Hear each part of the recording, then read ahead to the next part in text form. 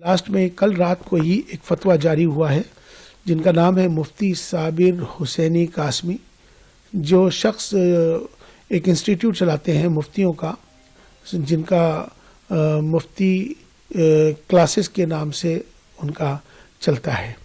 میں ان کو جانتا نہیں ہوں، میری ان سے کوئی جانکاری نہیں ہے، لیکن یہ سوشل میڈیا کے مادھیم سے وہ تمام دیش بھر کے اماموں کے مادھیم سے میرے پاس الگ الگ جگہوں سے فتویٰ آنا شروع ہو گیا تھا۔ چونکہ انہوں نے یہ اس میں میرا ایک نمبر ہے، میرا موبائل کا نمبر انہوں نے اس میں یہ مینشن کر دیا ہے اپنے فتوے کے اندر، جس میں انہوں نے صاف طور پہ میرا نمبر ظاہر کر کے تمام پورے دیش کے لوگوں کو میرا نمبر دے دیا، اماموں کو دے دیا، یہ فتویٰ جاری کر دیا۔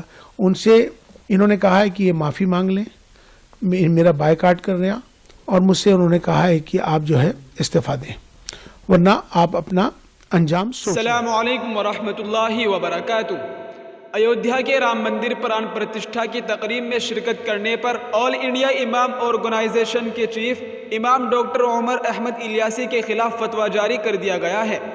ANI کے مطابق آل انڈیا امام آرگنائزیشن کے چیف امام ڈاکٹر عمر احمد الیاسی نے بتایا کہ 22 جنوری کو پران پرتشٹھا کی تقریب میں شرکت کرنے کے بعد انہیں دھمکی آمیز کالز اور پیغامات بھی موصول ہوئے جن میں استعفے کا مطالبہ کیا گیا۔ جی ہاں ناظرین، آپ کو بتاتے چلے کہ انہوں نے کہا کہ ایک چیف امام کے طور پر مجھے شری رام جنم بھومی تیرتھ شیترا کی طرف سے دعوت نامہ موصول ہوا تھا۔ میں نے 2 دن تک غور کیا اور پھر ملک میں ہم آہنگی کے لیے ایودھیا جانے کا فیصلہ کیا۔ یہ فتویٰ اتوار کو جاری کیا گیا تھا، لیکن مجھے 22 جنوری کی شام سے دھمکی آمیز کالیں موصول ہو رہی تھی۔ عمر احمد الیاسی نے بتایا کہ انہیں پران پرتشٹھا کی تقریب میں شرکت کے لیے بہت سے لوگوں کی جانب سے مثبت رد عمل بھی ملا۔ تنقید کرنے والوں کو انہوں نے پیغام دیا کہ وہ پاکستان چلے جائے۔ آل انڈیا امام آرگنائزیشن کے چیف نے یہ بھی واضح کیا کہ وہ پران پرتشٹھا کی تقریب میں شرکت کے لیے کسی سے معافی نہیں مانگیں گے۔ عمر احمد الیاسی کے بقول انہوں نے جو کچھ بھی کیا وہ ملک اور انسانیت کے لیے تھا۔